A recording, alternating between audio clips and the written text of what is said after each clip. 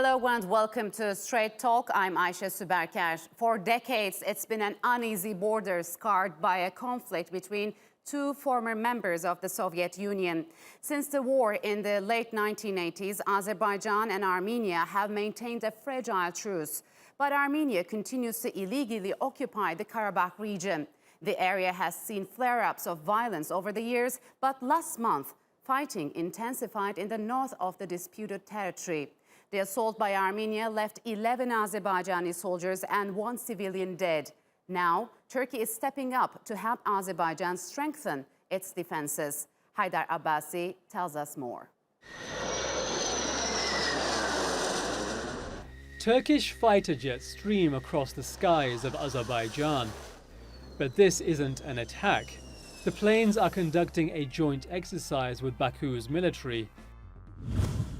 The major drill involves thousands of troops. The battles may not be real, but the threat is. Only 2 weeks earlier, Azerbaijan's air force was targeting its neighbor and arch-enemy, Armenia. The two sides exchanged attacks along their shared northern border. After just 3 days of fighting, at least 11 Azerbaijani soldiers, including high-ranking officers, had been killed. Several Armenian soldiers were also killed. It's not clear how the skirmish began, but clashes between the neighbors aren't rare. For decades, Azerbaijan and Armenia have been fighting over a breakaway region called Karabakh. The area falls within Azerbaijani borders, but most of its inhabitants are ethnically Armenian. War broke out in 1988 after separatists tried to seize the region. After a ceasefire in 1994, Karabakh was left under Armenian control. At least 30,000 people were killed in that conflict. In 1991, Armenians in Karabakh declared independence, but so far, not a single country has recognized it as a state. Occupied Karabakh is recognized internationally as a region belonging to Azerbaijan. Since the ceasefire, there have been several flare-ups of violence. The most serious was in 2016, when dozens of soldiers on both sides were killed. Turkey says it will stand by Azerbaijan and has warned Armenia to respect its territorial integrity. Armenia will be drowned in the plot it devised and will definitely pay for what it's done. But soldiers aren't the only ones traumatized by the conflict. The bomb fell in our yard, destroyed a bakery, nearby buildings, a solar water heater, and other equipment. But we do not despair. Our spirit is high, and we will not leave the village. Everything will be fine. The artillery shell hit the yard at a distance of 10 meters from the house. It affected the windows, the roof, the yard, and the main door. Fortunately, my family was not at home. Had they been in the house, there would have been a tragedy. And with no indications of a permanent settlement anytime soon, it seems more conflict is inevitable. Haydar Abbasi, Straight Talk.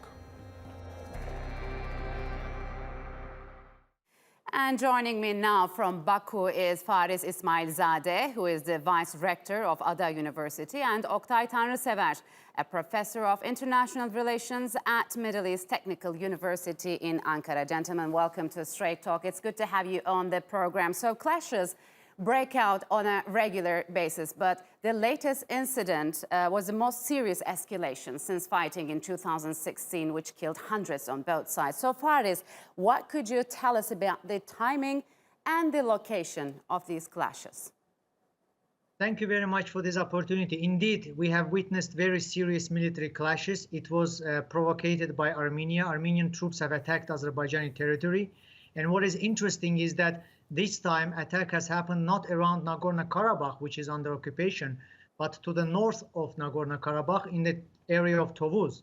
And Tovuz is located near the border with Armenia, and it is a place where most of our pipelines, energy pipelines, are passing and connecting Azerbaijan to Turkey and European markets. So we believe that the provocation had two goals. One, to damage our critical energy infrastructure, and second, to somehow make Collective Security Treaty Organization, which Armenia is a member of, to intervene and to support Armenia. So this is the first time that the serious clashes have taken place near Tovuz, although sporadic fighting takes place on a regular basis. So this latest incident exposed the vulnerability of these energy infrastructure. Oktay, in your opinion, what should be done in the future? I think it is very important for international community and especially the countries that benefit from Nabucco, Baku Tbilisi, Ceyhan, as well as international oil companies to give sound warning to Armenian leadership that these energy networks and transportation corridor should be very kept free from such attacks, and international community is sensitive to such aggression. Armenian aggression should be stopped because of international interest involved in this region. Azerbaijan is very important internationally. Yes. It is very important European energy security. So Armenian side should take this into account. Besides their deep-seated historic and social relations, Ankara and Baku have recently engaged in multi-billion-dollar energy projects. So what's at stake for Turkey when it comes to the stability of the Caucasus, and what's at stake for the Western community, which wants to reduce its dependence on Russia? Yes, as you know, Azerbaijan and Turkey are very strong allies. We are strategic partners, and we have been developing many regional energy infrastructure projects that are of mutual benefit both to Azerbaijan and to Turkey, as well as our European partners. Very soon we are planning to open a new pipeline, gas pipeline, which will bring Azerbaijani gas to Italian markets and European markets. So I think Turkey and Azerbaijan are mutually supporting each other. They are supporting each other not only in economic fields, but also in political, military fields.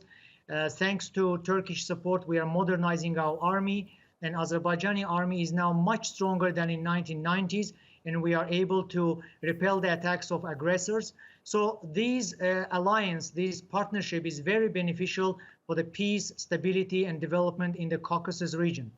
Yeah, so Oktay, how could Turkey help Azerbaijan amid escalating tensions? I mean, to what extent it could help Baku? Can it, let's say, intervene militarily? I think Turkey's main contribution to Azerbaijani security, as well as regional security in the Caucasus, lies in its deterrent capacity.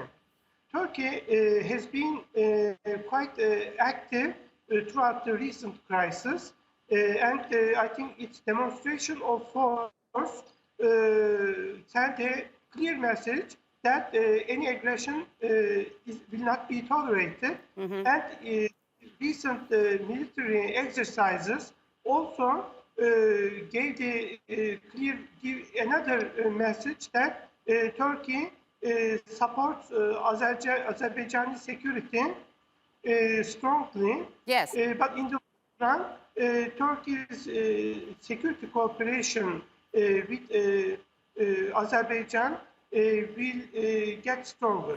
So, Fariz, how do you think this joint military exercises carried out by Turkey and Azerbaijan reflect on the Turkey-Russia rift? And aftermath the clashes, Turkish President Recep Tayyip Erdogan, condemning the Armenian aggression, said Yerevan was out of its depth. What do you think he meant, and did he imply another actor? Yes, we are very much appreciating the support by President Erdogan. He has clearly expressed support to Azerbaijan, territorial integrity of Azerbaijan, and Turkish Foreign Ministry have condemned the attacks by Armenians. So we very much appreciate that. Many other countries, including Islamic countries, have supported us, and they have condemned attacks. Turkey and Azerbaijan have planned military exercises long ago. This is part of our strategic partnership. It takes place every year. It is not geared against any country. It is not geared against any neighbor. We are trying to help each other to modernize our armies, exchange experience. And these military exercises have been planned long ago, but they have been very helpful to us because it really reinforces strong Turkish interest in the Caucasus region. It shows that Turkey is behind Azerbaijan, that Turkey cares about Azerbaijan's development, energy infrastructure, territorial integrity. So we very much appreciate that, and we hope that this mutual support will be continued in the future as well. I think that Russia has nothing to worry about, because this is purely for modernizing capabilities of both countries. So, Oktay, how ironic it is for Russia for being one of the chairs of the Minsk group and at the same time procurers of military equipment to both Armenia and Azerbaijan. Yes, as you rightly mentioned, this policy is not only unique for Nagorno-Karabakh. Russia has been doing this for Georgia, for Moldova in these frozen conflicts. It presents its military role in these countries as a peacekeeping force or source of stability. But as you rightly mentioned, Moscow benefits from its role and presence to put more pressure on regional countries. It's not only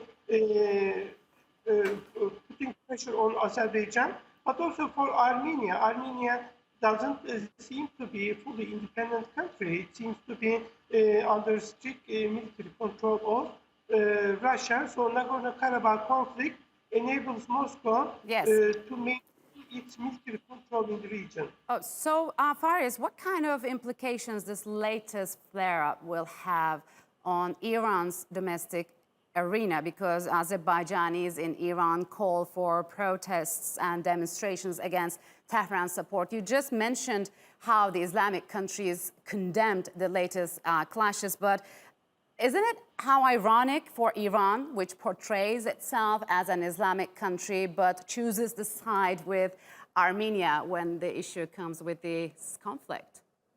It is true. Many people in Azerbaijan are quite concerned about the high level of cooperation that takes place between Iran and Armenia. Iran openly trades with Armenia, and we are quite concerned because many regions that are under occupation have many destroyed mosques and many cultural heritage of Islamic cultural heritage objects are destroyed as well. So I think that Iran should reconsider its policy and try to support more Azerbaijan's territorial integrity, liberation of the occupied territories. That's generally the policy and the vision of official Baku, and people in Azerbaijan believe that way. I believe that more and more we will see young Azerbaijanis, ethnic Azerbaijanis living in Iran, putting pressure on government to support Azerbaijan through social media, through different technological channels.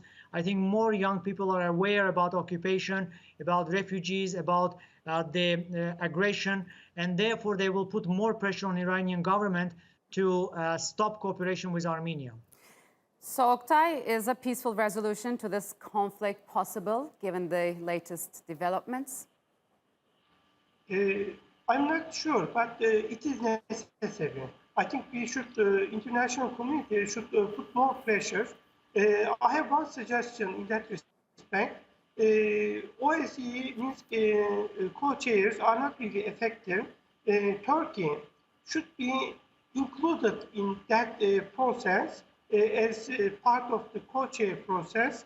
In that way, Azerbaijani concerns would be raised, and there would be more pressure on Armenia to come to the table and reach a sustainable solution. Otherwise, current status quo benefits Yerevan and Moscow. They don't see any reason why sustainable solution should be solved. So I think international community should take this clashes very seriously and give more room to diplomacy. Yes. And Turkey could play a very positive role in that process. All right, gentlemen, unfortunately, we're out of time. Thank you for joining us on Straight Talk. I appreciate it a lot.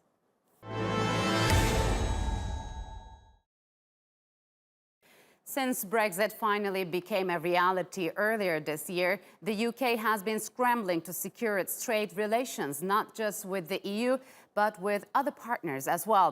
One of those countries is Turkey. Bilateral trade between Ankara and London amounted to $23 billion last year.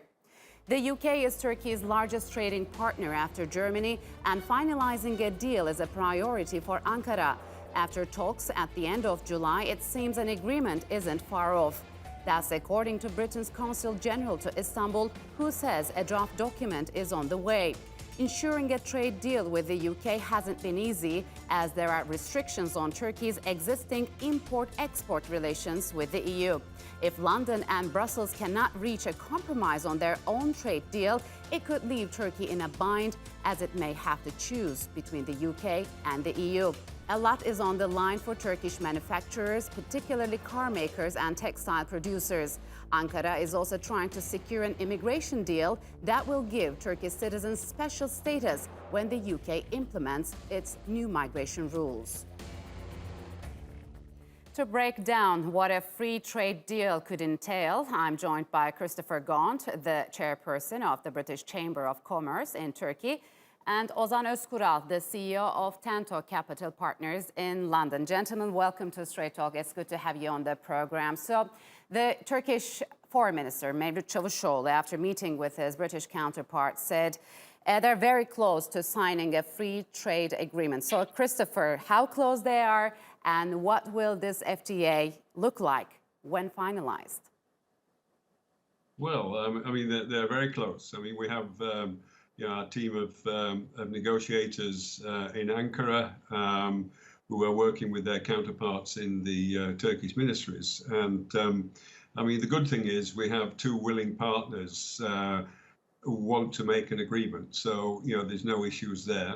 Obviously, it's not quite as straightforward as many people may think. I mean, a lot of the issues that need to be ironed out will depend on the UK's free trade agreement with the EU.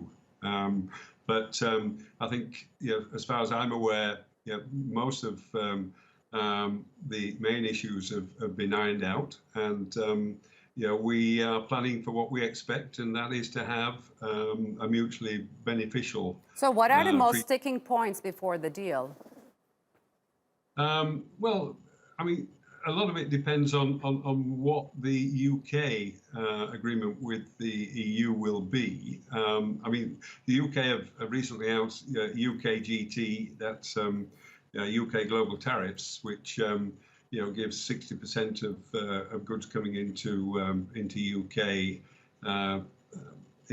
beginning in 2021, which will be free of tariffs and on WTO terms. Mm-hmm. So there is a strong platform there to ensure that we have a frictionless arrangement with Turkey, and we roll over what we currently enjoy. So Turkey is a member of the EU Customs Union, Ozan, meaning that a deal with the UK could only be possible if the UK can secure a deal with the European Union. What happens if the two sides fail to reach an agreement until the end of this year, and how will this affect the whole system as well as Turkey's trade ties with the UK?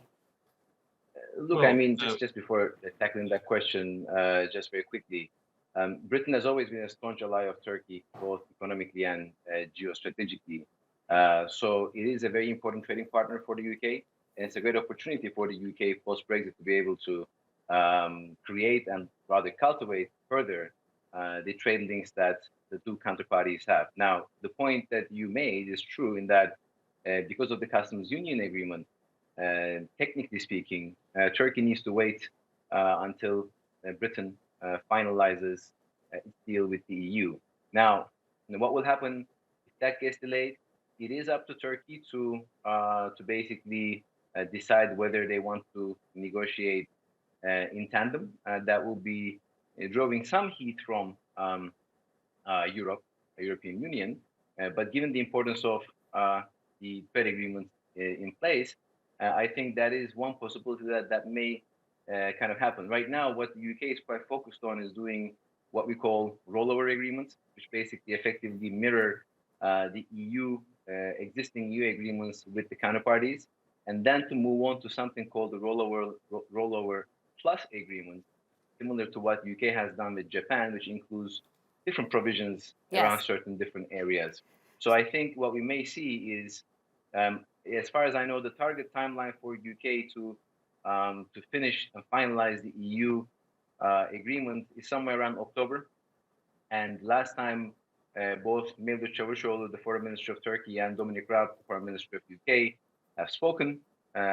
Yes. So forward by Liz Truss, I think the timeline is going to be by the end of the year. But Christopher, given the fact that the EU-Canada free trade agreement took about 7 years to complete, do you think 4 months is a realistic time frame?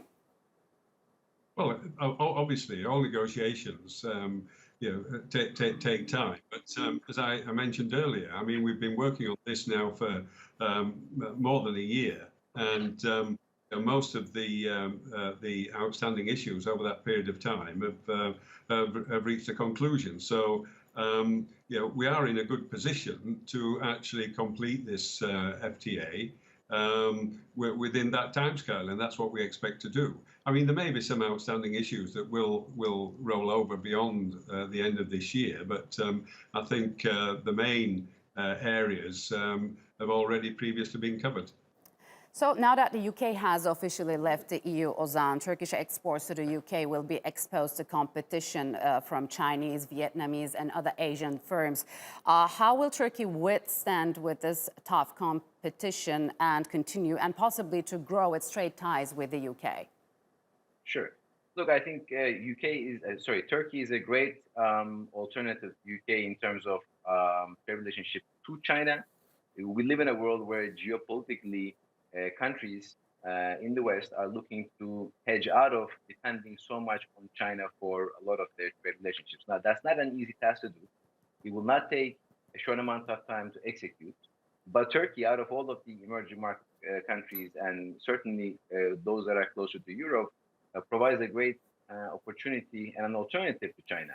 Now, equally, we live in a post-COVID-19 world where we may find that the biggest threat to that enhancement of trade is not necessarily just China, but the propensity for UK to look at bringing a lot of the high-value manufacturing onshore. And I think that will be the key challenge. But all in all, I think Turkey and UK dialogue is an opportunity for UK to diversify out healthily from its current level of dependence to Chinese trade. So, Christopher, what kind of deal does the UK want to strike with Turkey? There are several examples we can compare to, like the deals with Norway, Canada, and Switzerland. Are they good models that we can use as a guideline? And the Australian model has also been used as an example as well. But just following on from what was just discussed, I mean, we're receiving a lot of inquiries from UK companies who are looking to realign their supply chains away from Southeast Asia and China in particular. And Turkey is could become a manufacturing hub, and we actually promote that back to our UK companies. If they want to realign their supply chains and bring them closer to their markets, then Turkey is a destination that they should seriously look at. I mean, Turkey has all the capabilities in terms of manufacturing, and also technology is growing very quickly. So I agree. I mean, there could be lots of new opportunities that come about. We're also seeing an increased level of Turkish companies investing in UK. So there's a lot of new potential there that given we reach the agreement that we expect, then the relationship will continue to grow. I mean, we've got 19 billion, almost, well, not 20 billion yet, but 19 billion pounds worth of bilateral trade to protect, and that's what we intend to do. And once we've reached that agreement, that will actually increase. So all the opportunities are there. We just need to make sure that we get this free trade agreement across the line. So you're optimistic that you'll reach an agreement with the European Union by the end of this year? I can't give you a straight answer on that one. I mean, it's, as far as that negotiation is concerned, it's going to be tight, obviously. And, the information that we receive is that work's going on. There are obviously going to be compromises on both sides, but it's very likely that those compromises will be made. All right, gentlemen, I'm afraid we'll have to leave it here. Thank you for joining us on Straight Talk.